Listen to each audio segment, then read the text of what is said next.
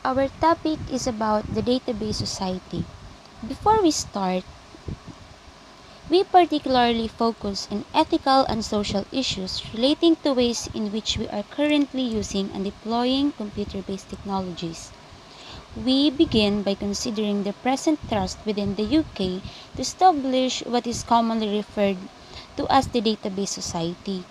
This embraces the development of systems that in principle enable data that has traditionally been stored on separate databases to be accessed in a seamless manner, and when coupled with the introduction of compulsory ID cards and the use of biometric information, has ramifications for personal liberty and human privacy.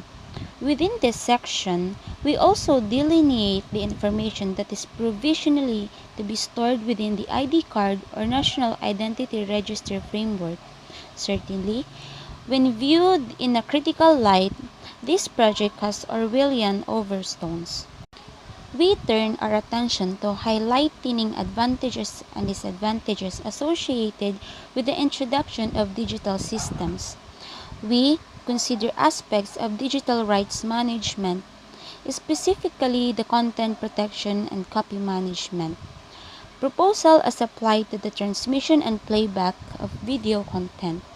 Subsequently, we review several of the ethical dilemmas introduced in previous chapters and particularly focus on various ethical and social issues that they raise. We briefly consider issues that arise as a consequence of the pace of change of computer and computer-related technologies. Here, we refer to the increasing reliance that is being placed on biometrics during the use of fingerprinting in schools and the deployment and use of similar technology in English pubs. During the last 30 years or so, tremendous advances have taken place in relation to computer technologies. These not only relate to advances in computational performance, but also to the ability of computers to support the storage and rapid retrieval of almost unlimited amounts of data. In addition, the high-speed interconnection of computers allow vast amounts of data to be transferred seamlessly and with little delay. With the advent of the Internet and the World Wide Web, the geographical location at which data is stored no longer has any great significance. From a computer located in an office or home, we can now rapidly access data held on servers that are physically located in practically every part of the globe. Over the years, governments, organizations, institutions, and companies have placed ever greater reliance upon computer technologies. As a result, ever larger amounts of data relating to the individual have accumulated. So we all know naman that computer technology or the technology itself is very important to us, especially nowadays. Kasi halos lahat tayo ay naging dependent or nag-rely talaga sa computer technologies. Especially nung nag-pandemic, halos lahat na kahit yung processing of documents, processing of bank accounts, mas naging uso yung online kasi hindi nga pwede magkaroon ng face-to-face transactions. And even the governments, organizations, institutions, and companies have their own system where their data is being stored. And even classes. Before the pandemic, we are doing the face-to-face classes. But nung nag-start yung pandemic, online classes was introduced to us. Even though nung una, naninibago tayo, but as the time goes by, natanggap din natin at nasanay tayo, which means we became dependent and we rely on the computer technology. And as a result of this, mas madaming amounts of data ang na-accumulate kasi nga mas madaming individual ang gumagamit ngayon ng technology. Isama pa rin dito ang total amount of individual na gumagamit ng social media araw-araw. Below, we indicate the data that is likely to be encompassed by identity cards linked to the National Identity Register.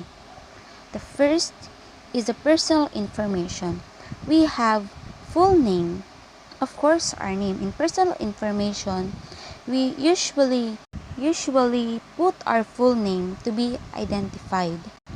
Other names by which person is or has been known, or in short, our nickname. Date of birth, of course our birthday. The place of birth. What is the place we were given birth? Of course, our gender in personal information. In personal information, we can see the gender so that we were identified if we are female or male. Address of principal place of residence. Of course, in personal information, there will be an address. The address of every other place or elsewhere person has place of residence. Identifying information. First, a photograph of head and shoulders. In identifying information, we take a picture from head to shoulder. For example, a 1 by 1 picture or a 2 by 2 picture. Next is a signature. Signature is known by identifying of information. The next is the fingerprints and other biometric information. Residential status, we have nationality, entitlement to remain in the United Kingdom, where that entitlement derives from a grant of leave to enter or remain in the United Kingdom, the terms and conditions of that leave. Personal reference numbers.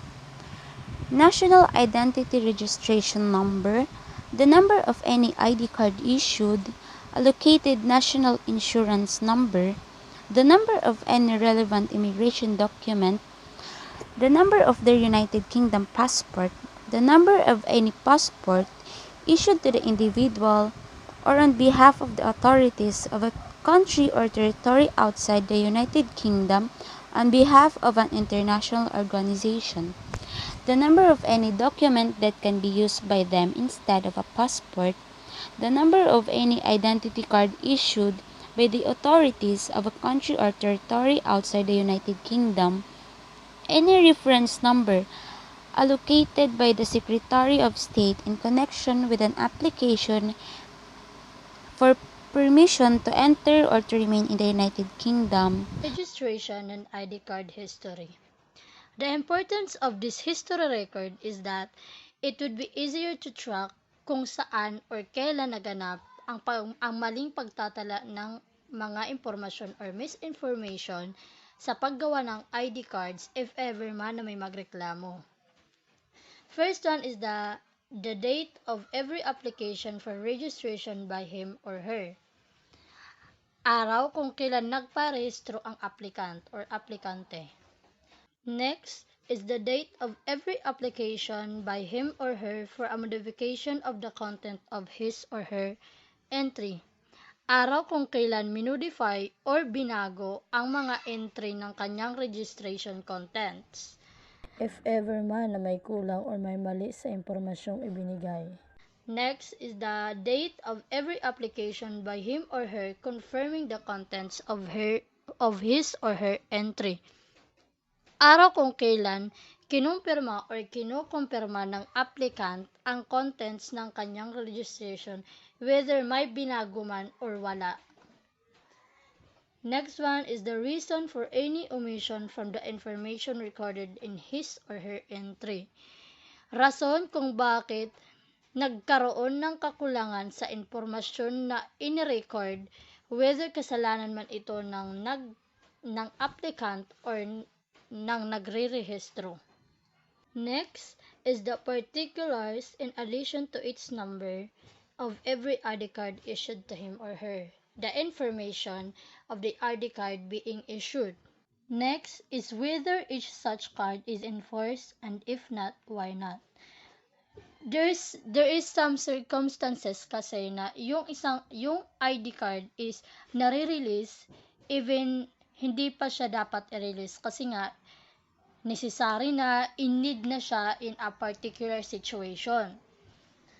The next one is particulars of every person who has countersigned an application by him or her for an ID card or a designed document so far as those particulars were included on the application.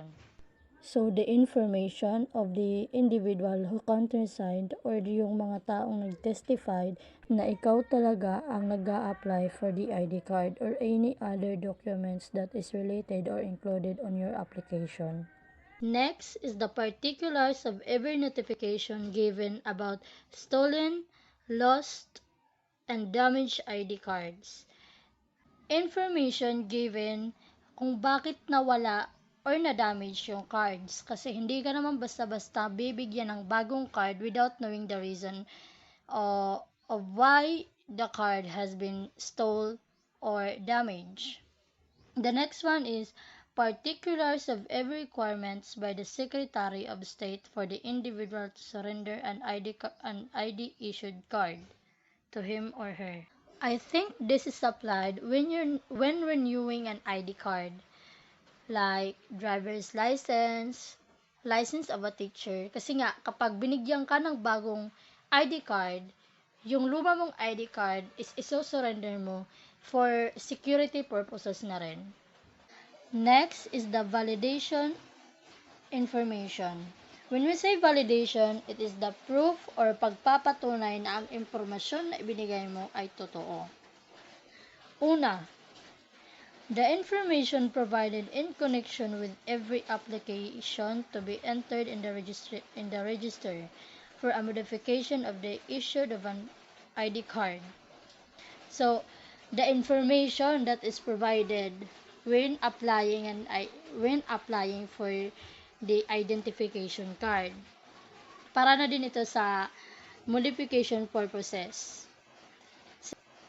Second one is the information provided in connection with every application confirming entry in the register with or without changes. So, mga impormasyon na ibinibigay kapag para ikumpirma yung mga entry na iyong ibinigay sa registration. Third is the particulars if the step taken in connection with an application mentioned in paragraph A or B or otherwise for identifying the applicant or for verifying the information provided in connection with the application. So, the informations for verifying and identifying the information that is being provided by the applicants to the registration. Next is particulars of any other steps taken or information obtained for ensuring that there is a complete, up-to-date, and accurate entry about that individual in the register. So, information na para i-ensure talaga or masigurado na ang mga entry na ibigay ng individual or ng applicant is complete, up-to-date, and accurate. Next is the particulars of every notification given by that individual for changing details in the registers. So, the information of an individual or the applicants for changing his or her details in the register. For example, if gusto niyang ma-modify na may kulang sa kanyang name, suffix, junior or senior, or di kaya naman sa spelling ng kanyang address, or any information that is need to be changed para maging accurate ang details ng registration. Next is the security information.